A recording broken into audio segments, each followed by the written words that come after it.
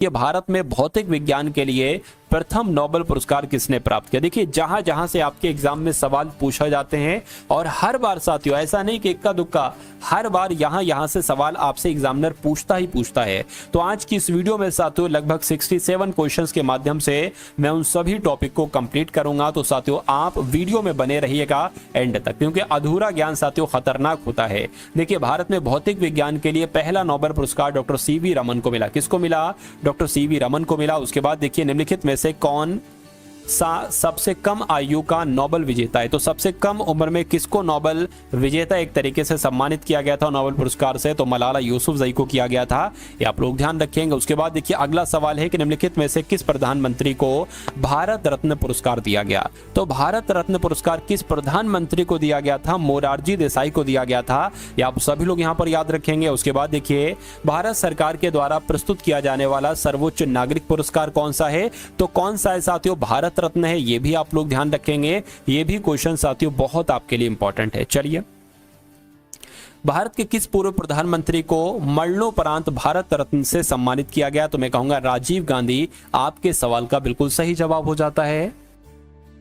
उसके बाद देखिए नेक्स्ट नंबर का सवाल है साथियों आपकी स्क्रीन पर कि यहाँ पर भारत सरकार ने 2 नागरिक पुरस्कार भारत रत्न और पद्म विभूषण किस वर्ष से देना प्रारंभ किया? तो साथियों किस वर्ष से देना प्रारंभ किया? 1954 से देना प्रारंभ किया, ये आप सभी लोग याद रखेंगे। आंसर आपका ए के साथ जाएगा। उसके बाद देखिए पत्रकारिता में उत्कृष्ट प्रदर्शन के लिए निम्नलिखित में से कौन सा पुरस्कार दिया जाता है? तो मैं कहूंगा कौन सा साथियों पुरस्कार दिया जाता है? रामनाथ गोयनका पुरस्कार दिया जाता है, ये आपको मालूम होना चाहिए क्योंकि ये सवाल साथियों आपके एग्जाम में पूछा जाता है। चलिए भाई, उसके बाद देखिए अगला सवाल है कि संगीत के क्षेत्र में पुलित्जर पुरस्कार जीतने वाले पहले रैपर कौन थे? तो इनका नाम क्या था साथियों? इनका नाम था केंड्रिक लैमर और ये संगीत के क्षेत्र में पुलित्जर पुरस्कार साथियों जीते थे। उसके बाद देखिए अगला सवाल है कि भारत का सर्वोच्च साहित्यिक पुरस्कार कौन सा है? तो भारत का सर्वोच्च साहित्यिक पुरस्कार ज्ञानपीठ पुरस्कार है। क्या? यानी कि ज्ञानपीठ पुरस्कार ही भारत का सर्वोच्च साहित्यिक पुरस्कार है। उसके बाद देखते हैं नेक्स्ट नंबर का सवाल है आपकी स्क्रीन पर है,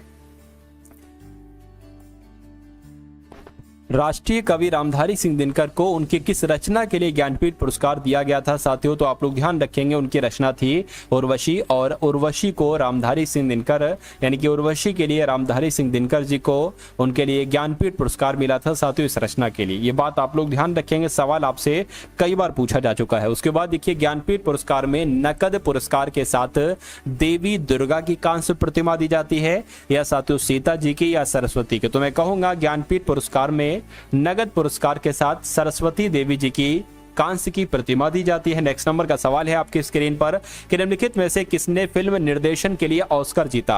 तो किसने जीता साथियों? सत्यजीत रे ने जीता, ये आपका राइट आंसर हो जाएगा। उसके बाद देखिए कि दादा साहेब फाल्के पुरस्कार किस क्षेत्र से संबंधित है यानी कि किस क्षेत्र में दिया जाता है? तो मैं कहूंगा ये तो साथियों सिनेमा के क्षेत्र में दिया जाता है। किस क्षेत्र में दिया जाता है? सिनेमा के क्षेत्र में ही दादा साहेब फाल्के पुरस्कार दिया जाता है। उसके बाद देखिए दादा साहेब फाल्के पुरस्कार से सम्मानित होने वाले पहले व्यक्ति कौन थे?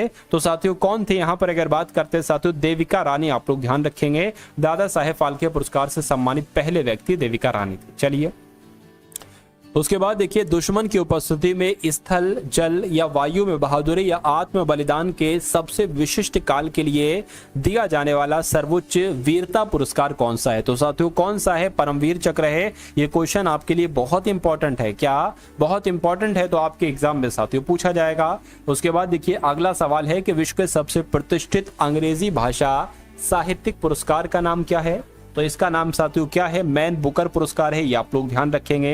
यानी कि विश्व के सबसे प्रतिष्ठित अंग्रेजी भाषा साहित्यिक पुरस्कार का नाम क्या है साथियों? तो मैन बुकर पुरस्कार है, ये आपको ध्यान रखना है। अगला सवाल है कि बुकर पुरस्कार जीतने वाली साथियों आप देख रहे होंगे कि टॉपिक वाइज टॉपिक हम लोग चल रहे हैं, यानी कि जहां जहां से जिन जिन टॉपिक से आपसे सवाल पूछे जाते हैं, जो स्टैटिक जीके के टॉपिक हैं, उन सभी टॉपिक को आप लोग देख रहे हैं। जो सबसे टॉप लेवल के क्वेश्चन है उन सभी क्वेश्चन को साथियों करवाया जा रहा है आज की इस वीडियो में। तो अगर आपको वीडियो पसंद आ रही है तो वीडियो को लाइक क्यों नहीं कर रहे हो?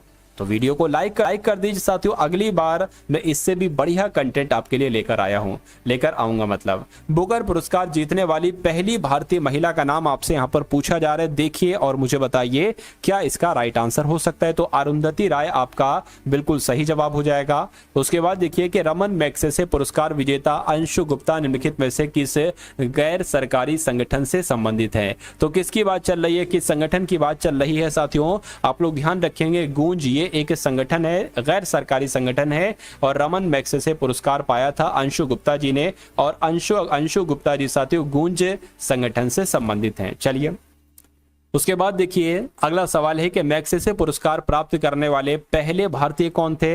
तो मैग्सेसे पुरस्कार जिनको दिया गया था साथियों, सबसे पहले तो विनोबा भावे जी को दिया गया था।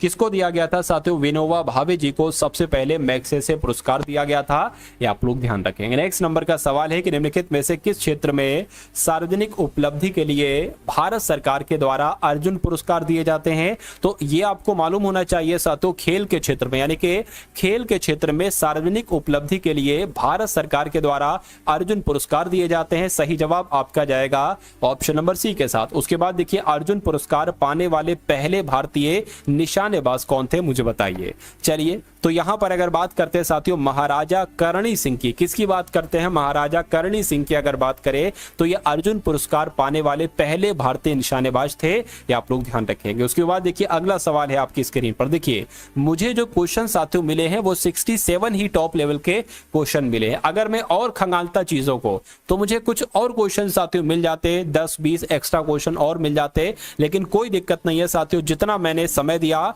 उसमें मुझे सबसे टॉप लेवल के जो 67 क्वेश्चन मिले वो मैं साथियों आपको करवा रहा हूं। तो अगर आप साथियों वाकई में इस बार सिलेक्शन लेना चाहते हैं, क्योंकि ये समझ लीजिए तैयारी में आपकी साथियों इतनी स्ट्रांग तैयारी में आपकी करवा दूंगा कि सिलेक्शन आपका निश्चित तौर पर 100% साथियों तय हो जाएगा। तो आप अगर चाहते हैं कि इस बार अपनी भर्ती में, इस बार अपनी वैकेंसी में एक सिलेक्शन लेना है, तो साथियों चैनल पर अगर आप लोग नए हैं तो तुरंत साथियों सब्सक्राइब कीजिएगा, बेल आइकन पर क्लिक कीजिएगा। हम लोग के कौन सा पुरस्कार भारत सरकार के खेल मंत्रालय के द्वारा 1961 में स्थापित किया गया था। तो अर्जुन पुरस्कार की बात चल रही है, यानी कि अर्जुन पुरस्कार ही भारत सरकार के खेल मंत्रालय के द्वारा 1961 में स्थापित किया गया था। अगला सवाल है आपकी स्क्रीन पर कि अर्जुन पुरस्कार किस क्षेत्र में विशिष्ट योगदान के लिए दिया जाता है। तो आप लोग ध्यान रखेंगे तो खेल के क्षेत्र में दिया जाता है, मैं आपको बता चुका हूं। उसके बाद देखिए प्रतिष्ठित द्रोणाचार्य पुरस्कार का प्रारंभ भारत सरकार के द्वारा किस वर्ष किया गया। तो आप लोग ध्यान रखेंगे साथियों 1985 में यह द्रोणाचार्य पुरस्कार की साथियों शुरुआत हुई थी। राइट आंसर जिनका भी ऑप्शन नंबर सी है, तो मैं कहूंगा कि आंसर आपका बिल्कुल करेक्ट है। चलिए भाई उसके बाद देखिए कौन सी राज्य सरकार बसवा पुरस्कार प्रदान करती है। तो मैं कहूंगा जो कर्नाटक सरकार है ना, कर्नाटक सरकार साथियों ये कौन सा पुरस्कार देती है, ये बसवा पुरस्कार देती है, ये आप सभी लोग याद रखेंगे। पद्मश्री से सम्मानित किए जाने वाले पहले हॉकी के खिलाड़ी कौन थे। तो इनका नाम था बलवीर सिंह सीनियर, और बलवीर सिंह सीनियर ही साथियों पद्मश्री पुरस्कार से सम्मानित पहले हॉकी के खिलाड़ी थे। ये क्वेश्चन बहुत टॉप लेवल का है, आने की पूरी संभावना है। उसके बाद देखिए साहित्य अकादमी मुख्य रूप से इसे प्रोत्साहन देने के लिए समर्पित है। मैं कहूंगा साथियों साहित्य अकादमी ये साथियों मुख्य रूप से साहित्य को प्रोत्साहन देने के लिए जानी जाती है, इसके लिए समर्पित है। उसके बाद देखिए वह पुरस्कार कौन सा है जो श्रमिकों को उनके विशिष्ट प्रदर्शन, नवाचार क्षमता, उत्पादकता और प्रदर्शन के क्षेत्र में असाधारण साहस और मानसिक तत्परता में उत्कृष्ट योगदान के लिए जाना जाता है। तो किसकी बात चल रही है, मैं कहूंगा श्रम पुरस्कार की बात चल रही है, और ये आपका बिल्कुल सही जवाब हो जाएगा। अगला सवाल है कि भारतीय खिलाड़ी के द्वारा खेल के क्षेत्र में भारतीय खिलाड़ी के द्वारा खेल के क्षेत्र में यानी कि कौन से खेल के क्षेत्र में उनके आजीवन योगदान के लिए निम्नलिखित में से किस पुरस्कार से उन्हें सम्मानित किया गया है। तो मैं कहूंगा साथियों भारतीय जो खिलाड़ी होते हैं ना, ठीक है ना, भारतीय खिलाड़ियों के द्वारा खेल क्षेत्र में उनके आजीवन योगदान के लिए निम्नलिखित में से किस पुरस्कार से सम्मानित किया जाता है। तो साथियों ध्यानचंद पुरस्कार, ये आपका बिल्कुल सही जवाब हो जाएगा, ठीक है ना। चलिए क्योंकि ध्यानचंद पुरस्कार की अगर बात करते हैं तो ये भारत का सर्वोत्तम खेल पुरस्कार इसको कहा जाता है। ठीक है, अगला सवाल है कि जो प्रतिष्ठित ग्रैमी पुरस्कार है निम्नलिखित में से किस क्षेत्र में उत्कृष्टता हेतु प्रदान किया जाता है? तो संगीत का क्षेत्र में कहूंगा। बिल्कुल साथियों, ग्रैमी पुरस्कार संगीत के क्षेत्र में उत्कृष्टता हेतु साथियों प्रदान किया जाता है, आप लोग ध्यान रखेंगे। उसके बाद देखिए साहित्य के क्षेत्र में उत्कृष्टता के लिए निम्नलिखित में से कौन सा पुरस्कार दिया जाता है? तो आप लोग ध्यान रखेंगे। इस सवाल का जवाब आपका किस ऑप्शन के साथ जाएगा बताइए। देखिए आप लोग ध्यान रखेंगे, साहित्य के क्षेत्र में उत्कृष्टता के लिए निम्नलिखित में से कौन सा पुरस्कार दिया जाता है? तो आपको मालूम होना चाहिए नवलेखन पुरस्कार दिया जाता है, ये आपका बिल्कुल सही जवाब हो जाएगा। उसके बाद देखिए भारत सरकार के द्वारा साहित्य अकादमी पुरस्कार निम्नलिखित में से किस क्षेत्र में उत्कृष्ट प्रदर्शन के लिए एक तरीके से प्रदान किया जाता है? तो मैं कहूंगा साहित्य के क्षेत्र के लिए एक तरीके से प्रदान किया जाता है, साहित्य के क्षेत्र में। अगला सवाल है कि मानव अधिकारों की सार्वभौम घोषणा की मसौदा समिति के अध्यक्ष साथियों कौन थे? तो इनका नाम था एलेनोर रूजवेल्ट, और यही मानव अधिकारों की सार्वभौम घोषणा की मसौदा समिति के अध्यक्ष थे। इसलिए राइट आंसर आपका जाएगा ऑप्शन नंबर सी के साथ। नेक्स्ट नंबर का सवाल है कि इंटरनेशनल कोर्ट ऑफ जस्टिस का हेडक्वार्टर कहां पर है? तो इसका हेडक्वार्टर साथियों द हेग में है। कहां पर है? द हेग में है। उसके बाद देखिए संयुक्त राष्ट्र यानी कि यूनाइटेड नेशन ऑर्गेनाइजेशन के पहले महासचिव कौन थे? तो इनका नाम था साथियों त्रिवेली। त्रिवेली भी कहीं कहीं पर लिखा होता है, त्रिवेली भी कहीं कहीं पर लिखा होता है। उसके बाद देखिए आज की इस वीडियो का अंतिम क्वेश्चन आपकी स्क्रीन पर है कि यूनिसेफ का मुख्यालय साथियों कहां पर है? मुझे बताइए। तो यूनिसेफ का मुख्यालय साथियों कहां पर है? अमेरिका के न्यूयॉर्क में है। इसलिए राइट आंसर जिनका भी ऑप्शन नंबर डी के साथ है, मैं कहूंगा कि आपका आंसर यहां पर बिल्कुल करेक्ट हो जाता है भाई।